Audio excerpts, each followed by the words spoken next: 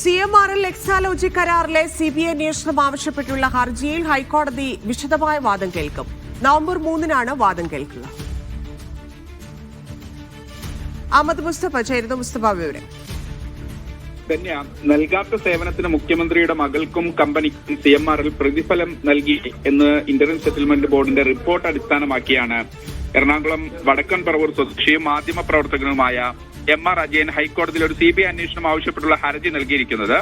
ആ ഹർജിയിൽ നേരത്തെ തന്നെ മുഖ്യമന്ത്രിക്കും മകൾ T വീണയ്ക്കും ഹൈക്കോടതി നോട്ടീസ് അയക്കുകയും അവർ വിശദമായ സത്യവാങ്മൂലം ഹൈക്കോടതിയിൽ നൽകുകയും ചെയ്തിരുന്നതാണ്. എതിർകക്ഷികൾ എന്നുള്ള നിലയ്ക്ക് ഈ ഉന്നയിച്ചിരിക്കുന്ന ആക്ഷേപങ്ങളിൽ കഴമ്പില്ല, ഏറെ നാളത്തെ പൊതുജീവിതം സുതാര്യമാണ് എന്നതൊക്കെയാണ് മുഖ്യമന്ത്രി നൽകിയ സത്യവാങ്മൂലം.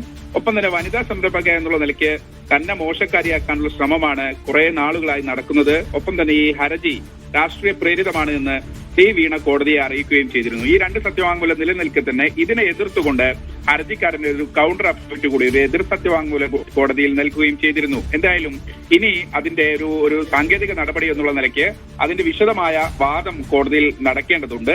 ആ വാദത്തിന് വേണ്ടിയാണ് ഇപ്പോൾ 3-ാം തീയതി കേസ് മാറ്റിയിരിക്കുന്നത്. എന്തായാലും ഈ വിഷയത്തിൽ നേരത്തെ CMRL ഇന്ന് കോടതിയിൽ അറിയിച്ചൊരു കാര്യം, ഈ മാത്യു കുഴൽനാടൻ സുപ്രീം കോടതിയെ സമീപിച്ചിരുന്നു. വിജിലൻസ് അന്വേഷണ ആവശ്യം ഹൈക്കോടതി നേരത്തെ തള്ളിയതിനെതിരെ സുപ്രീം കോടതിയെ സമീപിച്ചെങ്കിലും സുപ്രീം കോടതിയും ആ ആവശ്യം തള്ളിയിരുന്നു. അതുൾപ്പെടെയുള്ള കാര്യങ്ങൾ CMRL ഇന്ന് കോടതിയെ അറിയിച്ചിട്ടുണ്ട്. എന്തായാലും ഈ വിഷയത്തിൽ അടുത്ത നവംബർ മാസം ആദ്യം, അതായത് നവംബർ 3-ന് ഹൈക്കോടതിയിൽ വിശദമായ ഒരു വാദം കേൾക്കും. അതിനുശേഷമായിരിക്കും കോടതി ഈ വിഷയത്തിൽ ഒരു തീർപ്പിൽ എത്തുക.